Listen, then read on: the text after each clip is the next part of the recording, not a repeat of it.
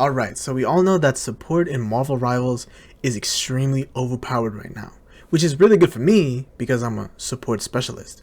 But it can be really annoying for those of you who like to play other roles. So today I'm going to teach you how to counter every single support in the game. We're going to go over all the methods and counter picks to help you destroy all those filthy boosted support players.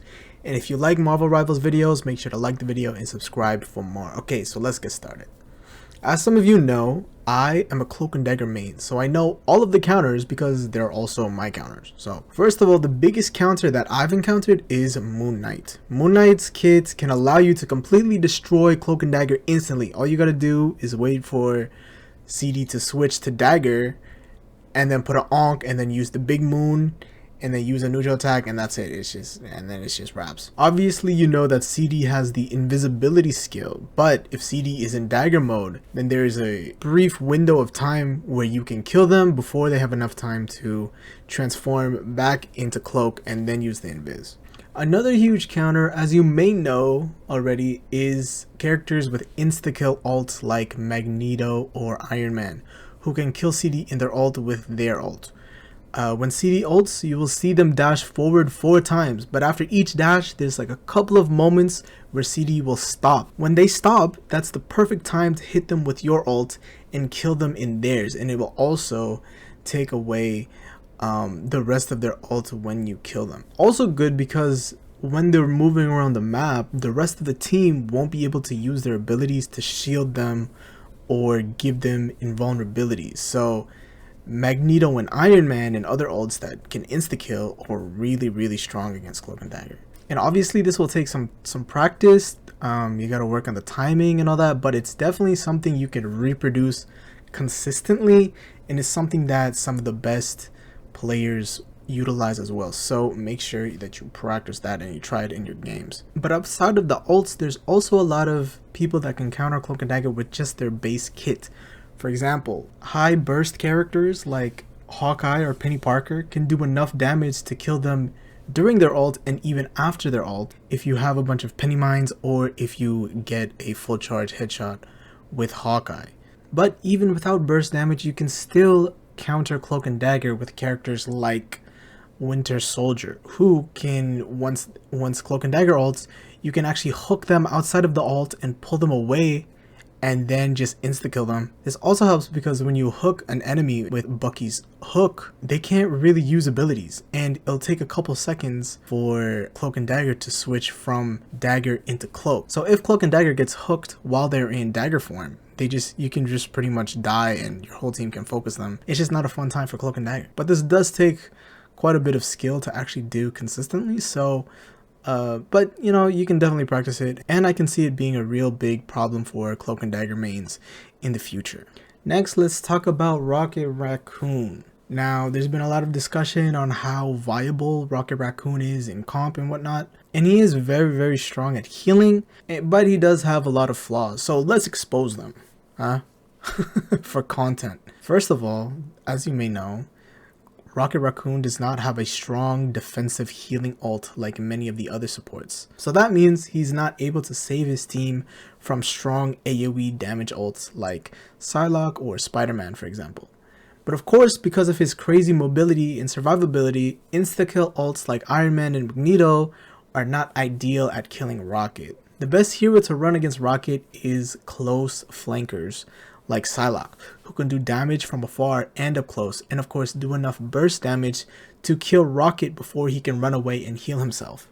High burst damage characters are especially good against Rocket because he has no burst healing like the other characters. He does a lot of healing, but most of the healing is relatively slow over time, so the best counter to him is a large burst damage that doesn't give Rocket enough time to heal through. Psylocke is the best counter because she does high burst damage, and she's also a flanker who can go behind enemy lines, destroy the res beacons, and bully the Rocket out of position from his team. Also, an important thing to remember is that a Rocket's healing orbs travel really slow when they're not bouncing on walls. So if you can make space between the Rocket and his team, he is way less effective at keeping his team alive because of the travel time of his healing projectiles. So that means you can send a diver to separate Rocket from the rest of the team and it will make him useless. But also remember, the best way to counter a rocket isn't trying to kill him, because if they know what they're doing, they probably won't die. So, break the res beacons, separate him from his team, and do large burst damage. Another thing, it's probably not best to pick a dive tank to counter Rocket. He does have a machine gun fire, and it can do some pretty good damage if you're a big tanky guy. But if you have a small hitbox like Psylocke, it's a lot harder for Raccoon to track his shots and hit you, so you can just have your way with Rocket Raccoon in the backline. Next, I'm going to talk about Mantis and Luna Snow, because the way to counter them is relatively the same. First of all, the most important thing to counter is their ults, which are some of the best ults in the game. Usually the Mantis and Luna player will try to counter your offensive DPS ults with their healing defense ult. So the best thing to do is just use your ult when you get it. Just as soon as you get it, just try to use it on them and force out their ult. Since they're gonna counter you anyway, might as well just use it. Don't wait for an opportunity to get a bunch of kills. That's not really going to work, especially in this meta. So just use your ult, try and bait out theirs, and then just move on and then try and build your ult again so you can do it again. If they are really aggressive, you simply just have to wait for the other team to use their Mantis or Luna ult and then push, and then when their ult is over, that's when you use your ults, and then they won't really have anything to counter it. There are certain instances where you can kill Mantis and Luna in their ults, for example with a huge amount of burst damage from a character like Hawkeye, or you can use a combination of ults like Rocket Raccoon with Moon Knight or Rocket Raccoon with Punisher. You can definitely do enough damage to kill even within their defense support ults. This also works with Cloak and Dagger and Sue Storm, but they work better against Luna and Mantis because they have less movement tech. Mantis and Luna are some of the strongest supports right now, and the best counter to them right now is unfortunately other support characters. I know that's not what you wanted to hear, but that's just the truth. If you're a support player, you have a very important role for your team, and that is to counter the other team's ults, which means that you need to consistently heal, do damage, and survive so you can build your ult before the enemy. If you build your ult faster than the enemy team, try to use it to push when they don't have the opportunity to use any ults, let alone their support ults. As a support player, as healer is way overtuned right now, you will probably, if you're doing your job correctly, have your ult first, and then therefore you can use your ult without getting punished at all by the other team. So definitely use that to your advantage. But if you and the other team are both equal in the team fights, you'll probably get your ults at the same time. So it's best to try to use your ult to counter the other team, and try your best to keep your team alive and wait for the other team to use their support ults first, and then you pop yours after.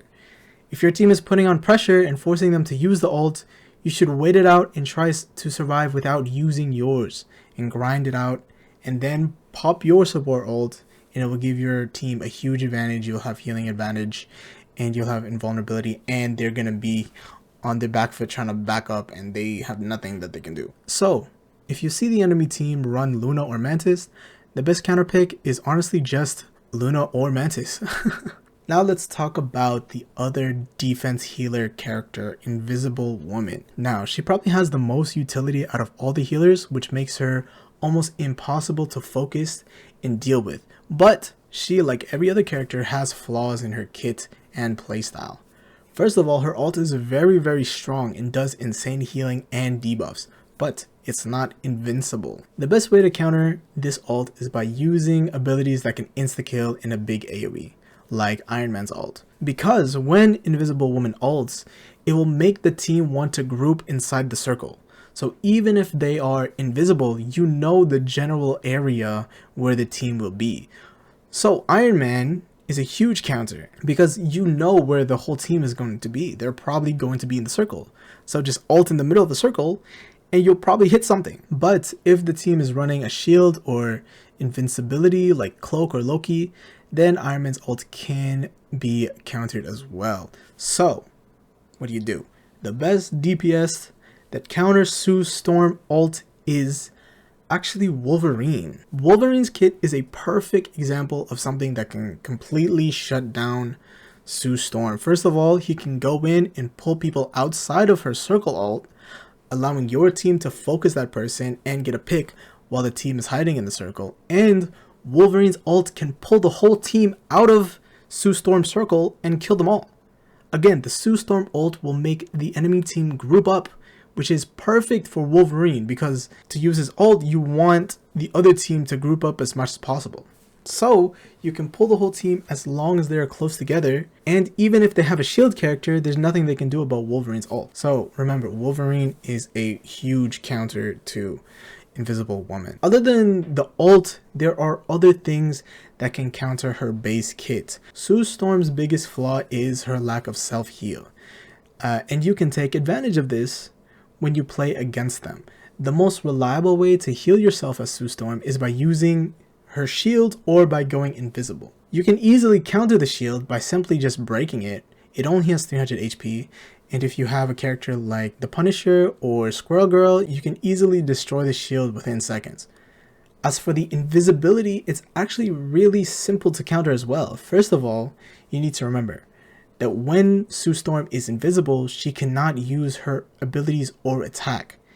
If she does, the invisibility will end. So the best way to counter Invisible Woman is to attack her and force her to use the invisibility. And then when she's invisible, you focus your attention on another enemy. In order for her to heal her teammate, she will have to undo the invisibility, and then once again she'll come back and you'll be able to see her, and she will be vulnerable to your attacks because she has no utility. She'll only have the push, and then once she uses that push, she won't have anything to save herself or even heal herself, so she will be easier to pick off now that she has no utility. The biggest problem that I see people make is they will attack the Sue Storm, and then when she's invisible, they will go and try and chase her. But you don't need to do that. All you have to do is try and bait her out of her invisibility by helping her team. If you attack her teammates and her teammates get slow, she'll have to make the decision to come out of invisibility and heal the team, or just run and hide in her invisibility mode. So basically what you have to do is force her to choose between running away and leaving the team, or helping the team and putting her in a vulnerable position. The best character to do this is Magic.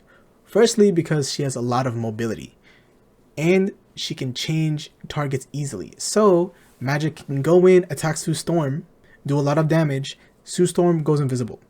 And then when Sue Storm is invisible, Magic will go attack a teammate, preferably another healer or maybe another DPS character. And then that DPS character will get low, then Sue Storm will have to come back and heal that person. And then when Sue Storm comes back, all you have to do is go attack Sue Storm, and she has no utility. She will probably use her push ability to push you away, but if you're Magic, you can just re-engage super easily because you have the teleport and you have so many abilities that will help you close the distance between you and Sue Storm. And there are other characters that can do the same thing, like Iron Fist, but I don't really recommend playing Iron Fist at all. But yeah, there are other characters, but Magic to me seems like the best character to use against Sue Storm. Another flaw that Sue Storm has is she has a very short range for her attacks. So characters that can pull teammates away from her are super good because it'll make it hard for her to heal them. So again, Wolverine, Winter Soldier, and characters like Groot are all characters that can create distance and are generally really great picks against Invisible Woman. Next, let's talk about Jeff. There's literally everything. Literally everything counters Jeff. Literally everything. If you have trouble dealing with Jeff, just play the game more. You will eventually learn what to do against Jeff. If you're in higher elos where the Jeff players are literally insane, like they're really good, all you have to do is ban Luna. Just ban Luna, and then the DPS flanker Jeff, like it won't exist anymore. But if you're having problems with Jeff, maybe just play the game more. That's the only counter I have against Jeff is experience and play the game. If you get past like silver in ranked, you're not gonna see Jeffs anymore.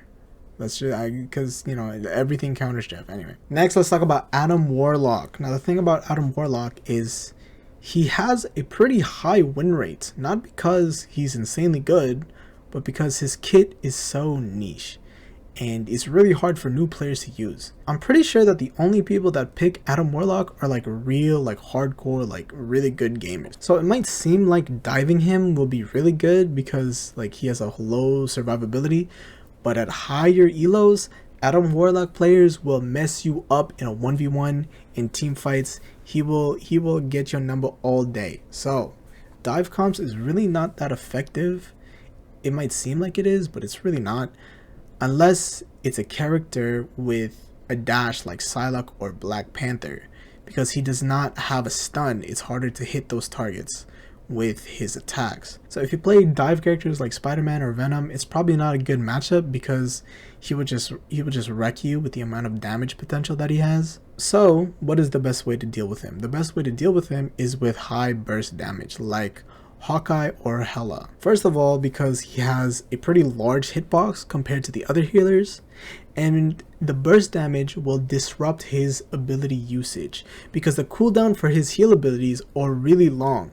So if you can do high burst damage to him or his teammates, it will force him to use his abilities right away to keep his team alive. It'll make it easier for him to be eliminated because he has way less survivability, and his cooldowns are very long as well. Also, long range burst characters are better than melee characters, for example, because he does the most damage to closer targets, and it's best to try to eliminate him from a distance. But if I'm being honest, this ranges depending on like what rank you are.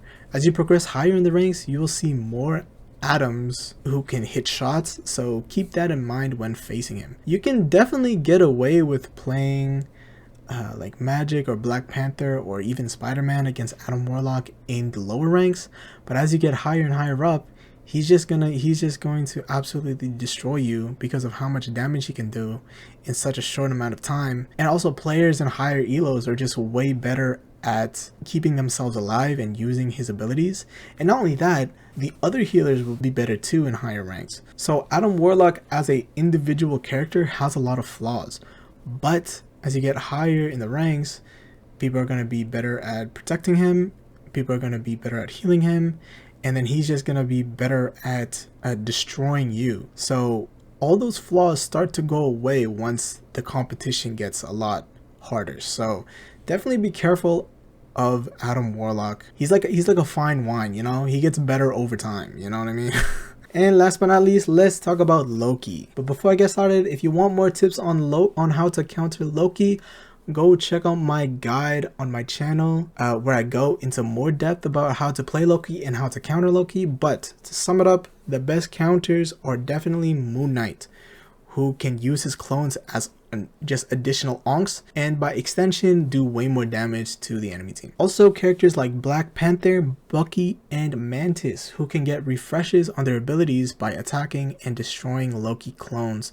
Those are the best counter picks for Loki. Anyway, that's it for this video. Thank you so much for watching. If you have your own tips or if you have questions, leave them in the comment section. Good luck on all your games, and I'll see you next time. Thanks so much for watching. Oh, of course. I always take fucking.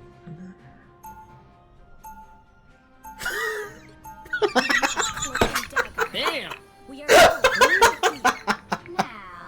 Who am I gonna pick for this match? What the fuck?